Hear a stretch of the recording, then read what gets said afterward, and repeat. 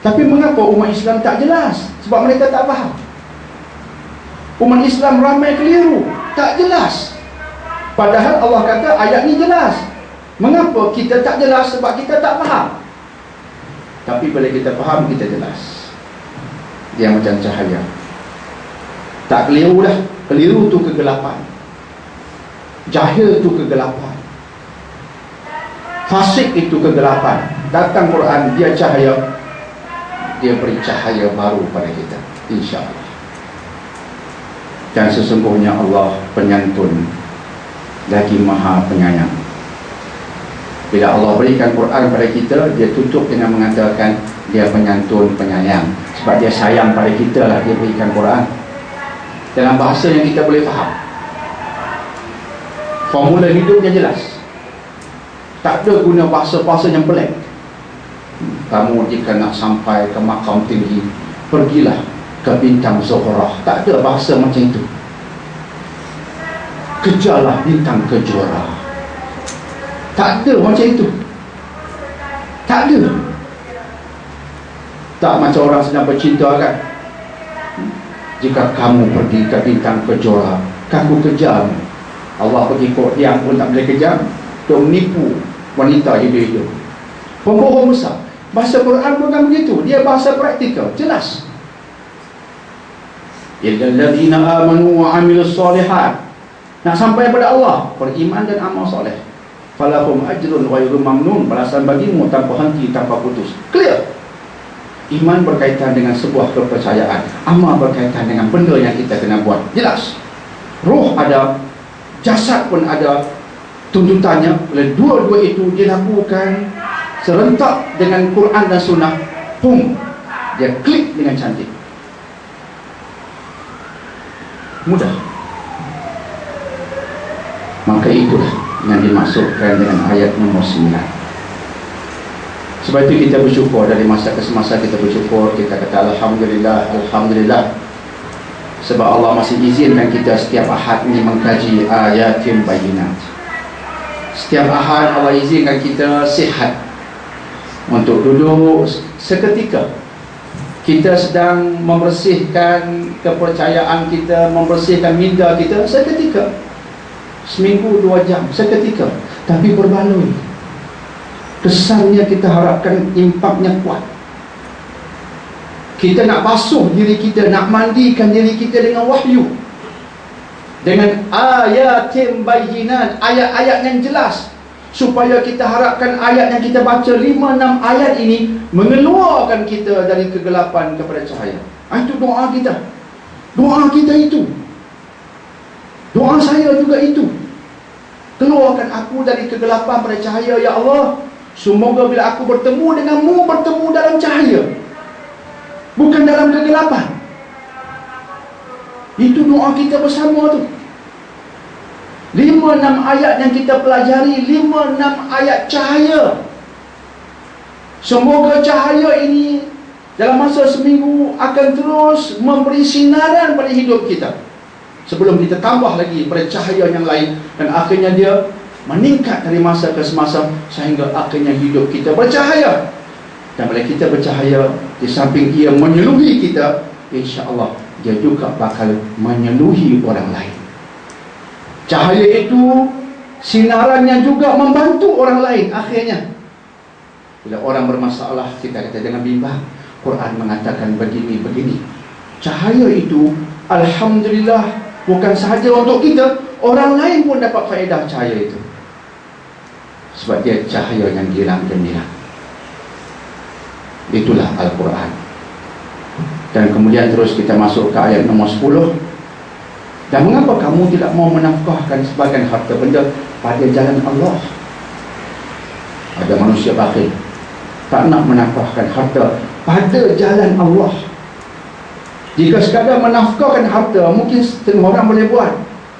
Oh, ini ada pertandingan polo, orang jutawan, ini ada pertandingan apa dia yang kata bola melambung, golf. Ini ada maaf, tak main golf ni lupa. Ini ada pertandingan golf. Wah, bayar 20,000. Ada seorang tu, wah, orang minta derma 20,000. Kita minta derma untuk sikit lah agama ni, insyaAllah dakwah non-Muslim. Bagi RM20 tu pun besar. Belanja baik-baik. Kelak RM20,000 untuk pok-pok golf tu tak kata apa. Take it. Tapi untuk agama ni, dakwah non-Muslim, bagi RM20 besar. Belanja baik-baik. Pok-pok tu memang akan belanja baik-baik sebab RM20 tu tak besar mana hari ni. Memang kena belanja baik-baik, tak cukup. Tapi untuk golf RM20,000.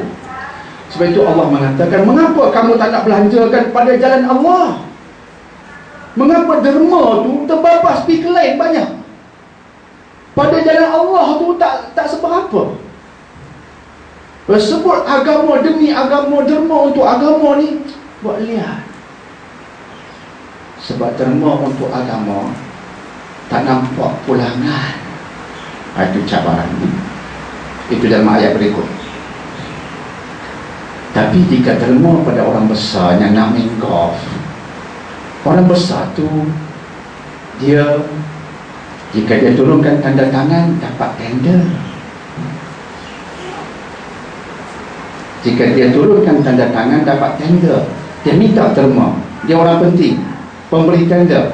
Kita bagi derma kat dia. Wah, sebab kita sedar di hati kita, insyaAllah aku bagi RM20,000, mungkin tahun depan dapat tender, menang tender, dapat projek RM20 juta. Gelak, terbahak-bahak pergi ke bank. Bagi pok-pok dakwah ni hangui. Sebab tu RM20 pun pengat belajar baik-baik. Sebab tak ada pulangan. Pok-pok ni, pok-pok papa gedana macam pok-pok ni tak ada apa. Dia sebut Allah, Allah, Allah, doa ya. Itu cabaran. Itu cabaran. Sebab itu Allah mengatakan, mengapa kamu tak nak nafkahkan pada jalan Allah? Padahal Allah ni, dia menguasai langit dan bumi, dia maha kaya. Dia maha kaya. Kamu nak bagi pada orang kaya, penentu tender, Allah lagi kaya. Kemudian Allah ceritakan tentang perjuangan. Tak sama antara kamu orang yang menafkahkan harta dan berperang sebelum penaklukan Mekah dengan mereka yang seperti itu selepasnya. Jadi orang nak buat baik ni pun rupanya ada dia punya makam berbeza. Sebab itu sahabat-sahabat Nabi Allah puji. Orang Syiah dia kafirkan sebahagian sahabat. Kita kata kamu sesat. Dia kata, mana kamu tahu kami sesat? Sebab kamu bercakap bahasa bercanggah dengan Quran. Dalam Quran ayat 10 surah Al-Hadid, Allah mengatakan tak sama antara kamu orang yang berjuang dan mengeluarkan harta sebelum pembukaan Mekah dengan selepasnya. Yang berjuang sebelum pembukaan Mekah lagi hebat, selepasnya hebat, tapi tak sama taraf seperti yang sebelumnya. Yang sebelumnya siapa? Majoriti sahabat. Sebab mereka berjuang ketika susah. Selepas pembukaan Mekah, era senang sikit. Quraisy tidak mampu lagi mengganggu gugat Islam, tak mampu bangkit semula sebab mereka kalah ketika berlaku pembukaan Mekah. Islam dapat tersebar dengan mudah sedikit. Orang yang beriman selepas itu, Masya Allah, tapi imannya rendah sedikit berbanding sahabat yang berjuang dengan Islam ketika susah.